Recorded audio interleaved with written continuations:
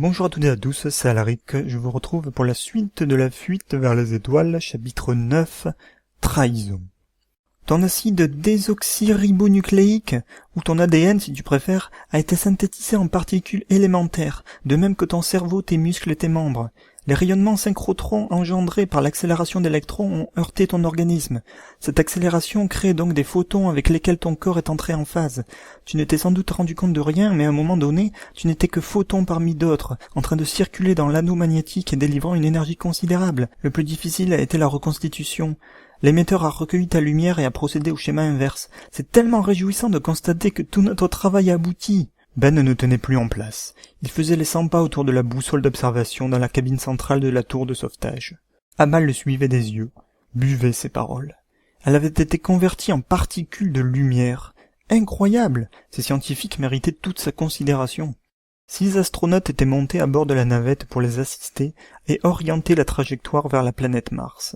Si jadis un tel voyage durait au minimum 6 mois, lorsque la distance Terre-Mars était la plus faible, il suffisait aujourd'hui d'à peine 3 semaines pour atteindre l'atmosphère poussiéreuse de ce monde glacial. Les astronomes gardaient le nez rivé sur les écrans, affichant leur position dans l'espace interstellaire. Amal avait vécu tous les états imaginables de joie depuis quelques jours, et son excitation s'était encore hissée d'un cran tandis qu'elle contemplait à travers les hublots la vaste étendue ténébreuse du système solaire. Le soleil irradiait dans toute sa splendeur, elle le voyait enfin dans sa globalité, immense et flamboyant. Des milliards d'autres étoiles piquetaient le cosmos, et elle s'amusait à dénicher celles qui étaient les plus lumineuses. Le président Audard restait allongé sur la couchette de son compartiment, mal à l'aise. Il avait déjà effectué le voyage une dizaine de fois, mais ne se remettait jamais de ce sentiment nauséeux qui l'accaparait dès le décollage. Il entreprit de dormir pour rattraper les heures de sommeil perdues à la sphère. Ces derniers jours avaient en effet mis ses nerfs à rude épreuve, et sa consommation de thé avait atteint son paroxysme. Comment vivent les gens sur Mars? S'enquit Amal. J'ai entendu dire que les touristes fortunés pouvaient s'y rendre pour visiter la station Fate. Ah, tu verras, répliqua Ben en lissant sa barbe naissante. Mais il n'y a que les astrophysiciens et les astronomes qui y résident à l'année. Leur travail exige une rigueur sans précédent. Heureusement, leurs familles viennent régulièrement les voir pour les soutenir, sans quoi ils perdraient toute raison. Ça fait longtemps que cette station existe. Est-ce qu'on a réussi à aller sur d'autres planètes de notre système? Ta curiosité me ravit. Pour être honnête avec toi, je ne connais pas la date exacte de la première expédition sur Mars, qui doit remonter à des milliers d'années. Tant que ça? Eh oui, au premier abord, ça paraît loin, mais la construction de la station Fate est bien plus récente.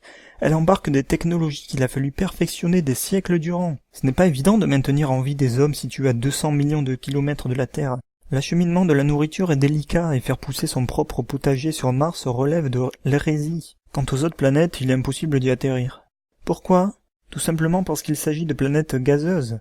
Jupiter, Saturne, Uranus et Neptune ne sont qu'un amas gigantesque d'hydrogène, où les vents atteignent facilement 600 km à l'heure. Plus de 2000 km à l'heure pour Neptune. En outre, les planètes telluriques Mercure et Vénus ont disparu dans la couronne solaire avant que nous puissions y aller. Mars restait notre dernière chance. C'est triste, j'aurais aimé pouvoir toutes les visiter. Tu auras peut-être l'aubaine de fouler le sol de Kaibinos, Amal. C'est encore plus fabuleux selon moi. Parlez-moi d'elle, s'il vous plaît, Beckman. Comment l'avez-vous détectée? Alors, Kaibinos a été recensée dans nos archives d'exoplanètes bien avant que nous nous intéressions concrètement à elle. Nos techniques d'observation ont subi une telle évolution à partir du XXIe siècle que des centaines de milliers d'exoplanètes ont été découvertes dans les systèmes voisins et dans les galaxies limitrophes à la nôtre. Le problème, c'est que nos ancêtres ne les analysaient que sommairement, impatients qu'ils étaient d'en découvrir toujours plus. Il a fallu attendre le début de l'expansion du Soleil en géante rouge pour que les astronomes procèdent à des examens drastiques de chaque exoplanète cataloguée. Mais personne ne pensa que Kaibinos était la candidate idéale pour nous accueillir.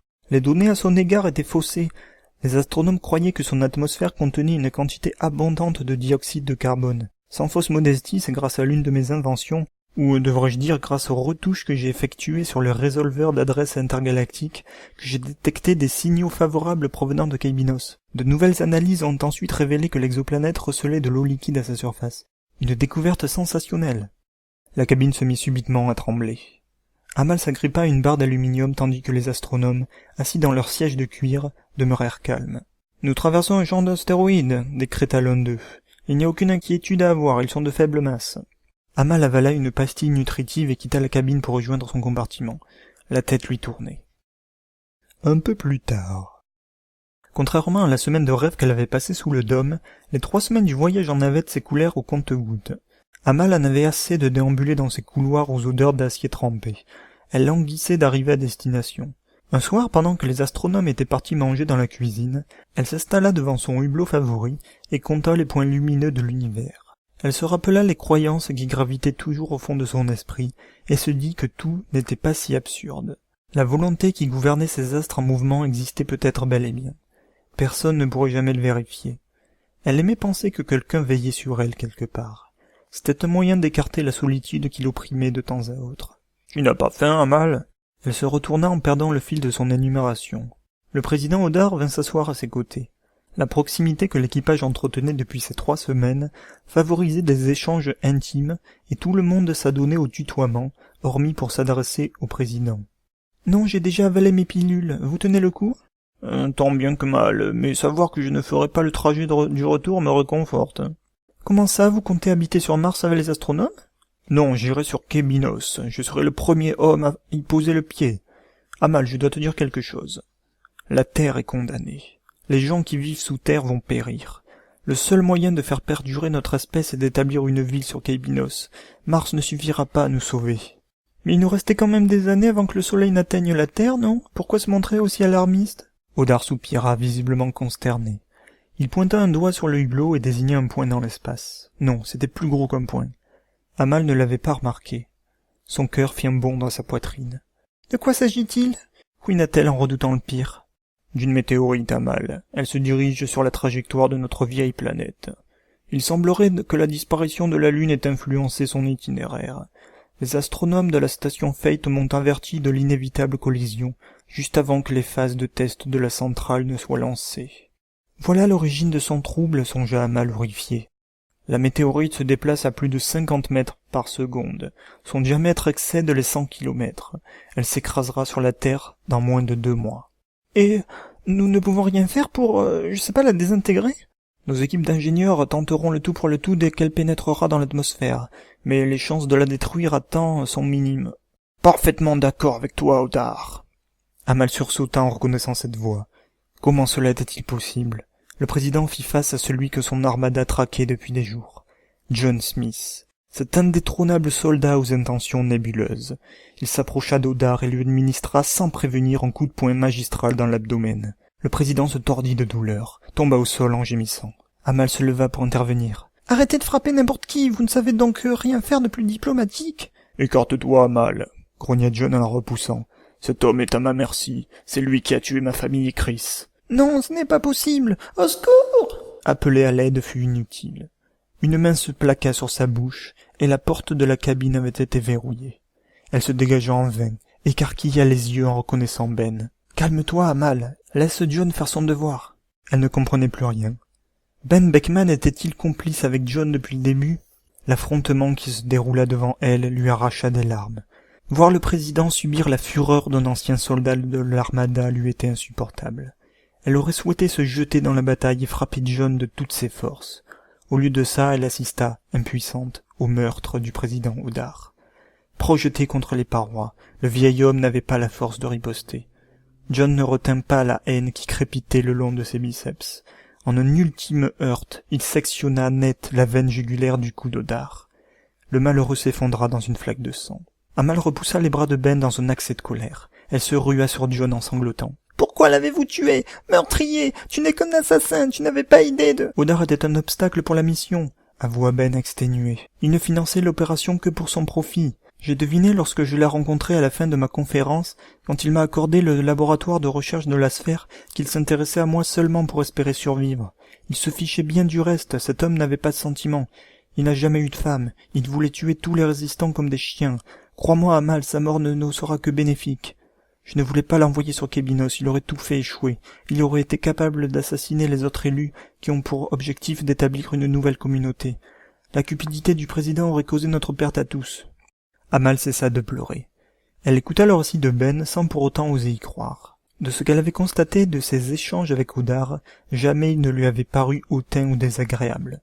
Peut-être parce qu'elle était une jeune femme. « Donc vous avez collaboré avec John, cette brute ?»« Je combats non avec brutalité, mais avec efficacité, Amal. Nuance. Les événements récents te seront sûrement étrangers. Je me suis infiltré dans la sphère il y a quelque temps pour voler le travail de Ben sur la centrale. À ce moment-là, j'ignorais que les scientifiques étaient embarqués dans cette mission, et j'étais aveuglé par mon devoir de résistant.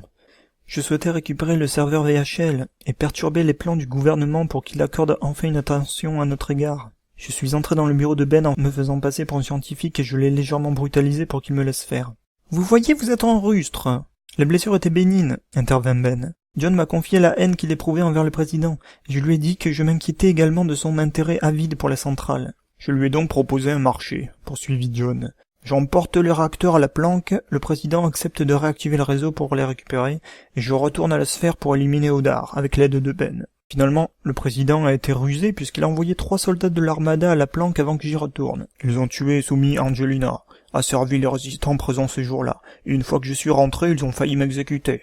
Je leur ai laissé le réacteur pour m'enfuir et passer un jour ou deux à me cacher dans le district 10.